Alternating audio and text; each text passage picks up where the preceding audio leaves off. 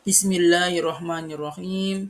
Assalamualaikum warahmatullahi wabarakatuh. Bagaimana kabarnya hari ini anak-anak? Mudah-mudahan sehat selalu ya. Di sini Pak Rohman akan menjelaskan bab 1. Mari mengenal dan mengkaji Quran surat Al-Hujurat ayat 13, Pendidikan Agama Islam dan Budi Pekerti fase B kelas 4 semester 1 tahun pelajaran 2024-2025. Waktu 4 jam pelajaran pertemuan pertama di UPT SD Negeri 57 Gersik. Sebelum kita memulai pelajaran, marilah kita membaca doa terlebih dahulu. Bismillahirrahmanirrahim. Rabbi zidani ilma warzuqni fahma. Yang artinya, Ya Allah, tambahkanlah ilmu kepadaku dan beri aku pemahaman. Amin. Adapun capaian pembelajaran elemen Al-Quran, yaitu peserta didik mampu membaca surah-surah pendek atau ayat Al-Quran dan menjelaskan pesan pokoknya dengan baik. Peserta didik mengenal hadis tentang kewajiban sholat dan menjaga hubungan baik dengan sesama serta mampu menerapkan dalam kehidupan sehari-hari. Adapun tujuan pembelajarannya, yang pertama membaca Quran surat Al-Hujurat ayat 13 dengan tartil, yang kedua memahami pesan pokok Quran surat Al-Hujurat dengan benar. Pemahaman bermakna, Allah memerintahkan kita membaca Al-Quran dengan tartil. Tartil adalah membaca dengan memperhatikan hukum bacaan tajwid dengan benar, meningkatkan ketakwaan kepada Allah dan menyadari bahwa Allah yang menciptakan manusia saling mengenal satu sama lain dan tidak pernah membedakan orang lain berdasarkan suku dan bangsanya.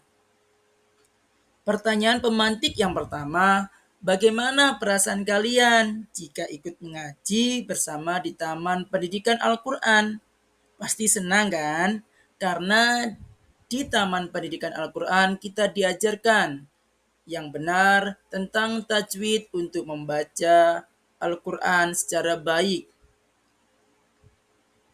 Yang kedua, pertanyaan pemantik, apakah kalian sudah bisa membaca surat Al-Hujurat dengan tartil? Nanti Pak Rahman akan ajarkan ya.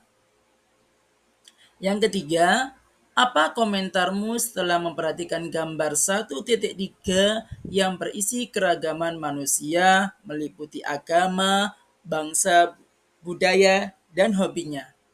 Pasti semua itu mempunyai keragaman yang bermakna. Apa saja jenis keragaman manusia? Yang sudah saya sebutkan tadi, ada budaya, agama, bangsa, dan sebagainya. Lalu, apa lafal Quran surat Al-Hujurat ayat 13 itu? Kemudian, apa artinya? Dan hadis apa yang terkait dengan keragaman? Ini adalah surat Al-Hujurat ayat 13 yang akan Bapak bacakan. A'udzu billahi minasy syaithanir rajim. Bismillahirrahmanirrahim. يا أيها الناس إنا خلقناكم من ذكر وأنثى وجعلناكم شعوبا وقبائل لتعارفوا إن أكرمكم عند الله أتقاكم Innallaha alimun khabir. Shadaqallahul azim. Adapun arti dalam Kata surat Al-Hujurat ayat 13, Ya ayuhan nasu, wahai manusia, inna khalaqnakum, sungguh kami telah menciptakan kamu, min dzakari, dari seorang laki-laki, wa untha, dan seorang perempuan, waj'alnakum, kemudian kami jadikan kamu syu'uban, berbangsa-bangsa, wa qabaila, dan bersuku-suku, lita'arofu, agar kamu saling mengenal. Inna akramakum, sesungguhnya yang paling mulia di antara kamu, indallahi, di sisi Allah, atqakum, ialah orang yang paling bertakwa. Innallaha, sungguh Allah, alimun, maha mengetahui, khabirun, maha teliti. Terjemahan keseluruhannya, wahai manusia, sungguh kami telah menciptakan kamu dari seorang laki-laki dan seorang perempuan. Kemudian kami jadikan kamu berbangsa-bangsa dan bersuku-suku agar kamu saling mengenal. Sesungguhnya yang paling mulia di antara kamu di sisi Allah ialah orang yang paling bertakwa. Sungguh Allah maha mengetahui, maha teliti. Lafal hadis keragaman yang artinya telah menceritakan kepadaku orang yang pernah mendengar khutbah Rasulullah SAW di tengah-tengah hari tasyrik. Beliau bersabda, wahai sekalian manusia, Rob kalian satu dan ayah kalian satu. Maksudnya Nabi Adam, ingatlah, tidak ada kelebihan bagi orang Arab atas orang Azam, non-Arab, dan bagi orang Azam atas orang Arab. Tidak ada kelebihan bagi orang berkulit merah atas orang berkulit hitam. Bagi orang berkulit merah kecuali dengan ketakwaan. Apa aku sudah menyampaikan? Mereka menjawab, iya benar Rasulullah telah menyampaikan. Hadis riwayat Ahmad dari Abu Nadrah. Mengapa Allah menciptakan manusia beraneka ragam, ada laki dan perempuan, berbangsa-bangsa dan bersuku-suku?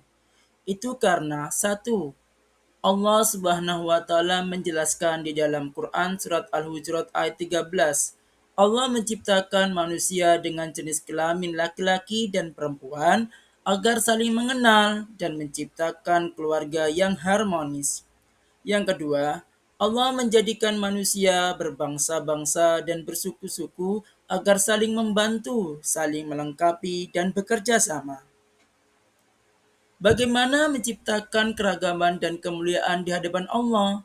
Dengan keragaman itu, kita harus memiliki sifat lapang dada, bertenggang rasa, menghormati, menghargai perbedaan, toleransi antar umat beragama. Kemudian, kita juga belajar tentang hukum tajwid. Yang pertama, gunnah. Jika mendapati huruf mim atau nun bertasdid, maka dibaca dengan dengung, menekan huruf mim dan nun yang bertasdid. Contoh, inna. Tajwid yang kedua yaitu qalqalah, dibaca ketika salah satu dari 5 huruf itu mendapat sukun di tengah kalimat atau wakaf di akhir kalimat. Adapun hurufnya itu ada ba, jim, dal, to, kof. Membacanya dengan mantul. Adapun qalqalah terbagi menjadi dua, ada qalqalah kubro dan qalqalah sugro. Contohnya khalaqnakum. Kemudian tajwid yang ketiga ada mat tabi'i.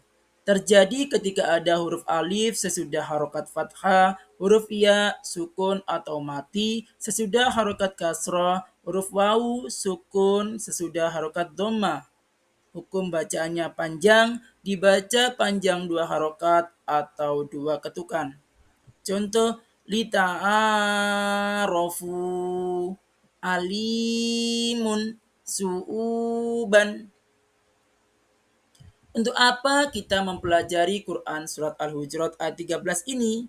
Agar peserta didik mampu menjaga kelestarian dan kedamaian di sekolah dan di rumah, Tidak memiliki sifat sombong atas kekayaan, kepandaian, karena Allah hanya melihat dari sisi ketakwaannya.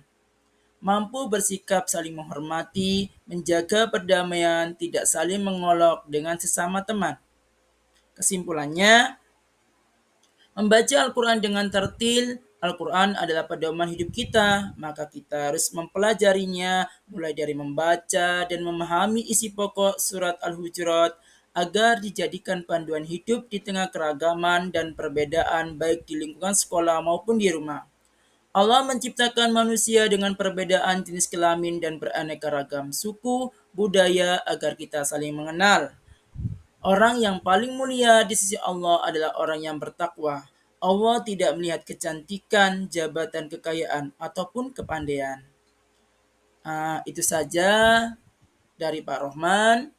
Jika ada yang ingin bertanya, silakan bertanya ke Pak Rohman ya. Dan jangan lupa Pak Rohman sudah memberikan tugas untuk bisa dikerjakan. Sekian dari Pak Rohman. Kurang lebihnya Pak Rohman mohon maaf. Assalamualaikum warahmatullahi wabarakatuh.